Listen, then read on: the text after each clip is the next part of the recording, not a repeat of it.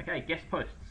Uh, where do you get them? What's the value, and why do we make that such a focus in everything that we're doing? And this video is important so you can get your head around why is it that we're trying to nail guest posts and early days in a site.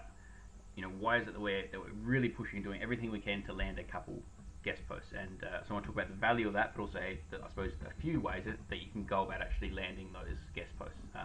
So the first one is warm outreach. Now, what I mean by warm outreach, as opposed to cold outreach, is warm outreach is where you're asking someone that you already have a relationship with, can I do a guest post, or can I produce some content for your site? So these are people that know you.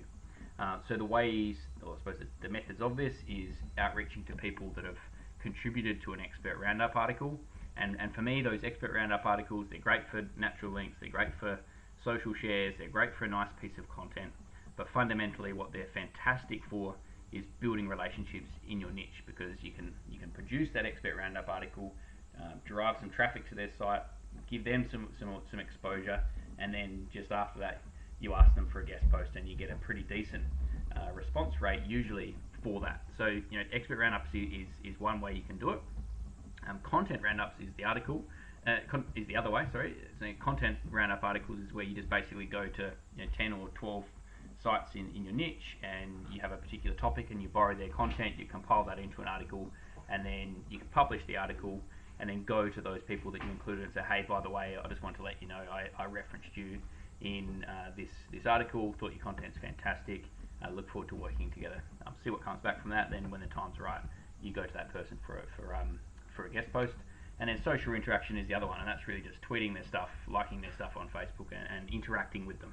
Okay, so building a relationship, which takes some time, but you get a far higher response rate from that. Cold outreach is what most people usually think of when they think of guest posting. Oh, man, I have to, that means I'm going to be emailing people, I'm going to be, badgering people for these guest posts, and I'm going to get a higher rejection rate. And yes, that is the case, and that's why warm outreach is so much more fun. It's a lot more fun to do warm outreach, but cold outreach can be your initial source as well. And so the ways you can do this is essentially just cold emailing people and asking if you can produce some content. And we have a few different ways of doing this, a few different templates. The other option you have is quite a few sites will actually have a guest posting page, and rather than emailing them to ask if you can do a guest post, they'll actually have their guest post guidelines. And with those sites, it's a matter of you just produce the article and then submit it for inclusion on their site. So obviously you're going to the effort of producing an article that may not be used, but also if it doesn't get used, then you can just recycle that content and submit that to another site. So if after 2 or 3 weeks you haven't heard back, you follow it up and the article hasn't been posted, or you haven't heard anything back, then you take that exact same article and submit it to a different site. So you shouldn't be too worried about potentially wasting time and effort, because you'll find a home for that content that you produce.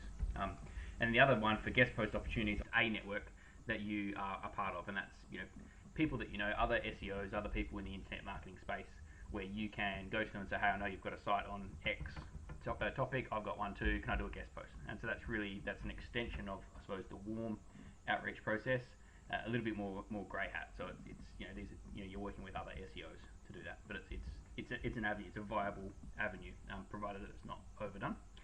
And then that gets back to, okay, why a guest post? Why are we doing this? First of all, it's a step up to, I suppose, what I talk about, which is like the prominence, which is where you can get contributor accounts on high domain authority sites. And so, in my video on, I suppose, controlling traffic and links and moving up the domain authority value chain, landing those contributor accounts can be your main source of traffic and links once you've got them in place. But it's incremental. So you start at low DA sites, and you gradually move your way up that value chain, which is what I talk about here. I suppose the other, obviously, skip down the bottom, guest posts are great for just, they give you links, they give you domain authority. So, and when it comes to ranking a site, obviously domain authority is a key part of that. And the quicker you can get the higher you can get your DA, and the quicker you can get there, the more search engine traffic you're going to get, because you'll start to rank for long tail traffic, sometimes immediately as soon as you post an article. The other thing about guest posts is that it's going to be a viable option for natural links, and quite often, particularly as you get up the DA chain a bit higher with a big audience, people are going to see what you're doing. They're going to click through to your site. They're going to be aware of what you're doing, and therefore you're a chance to pick up those natural links.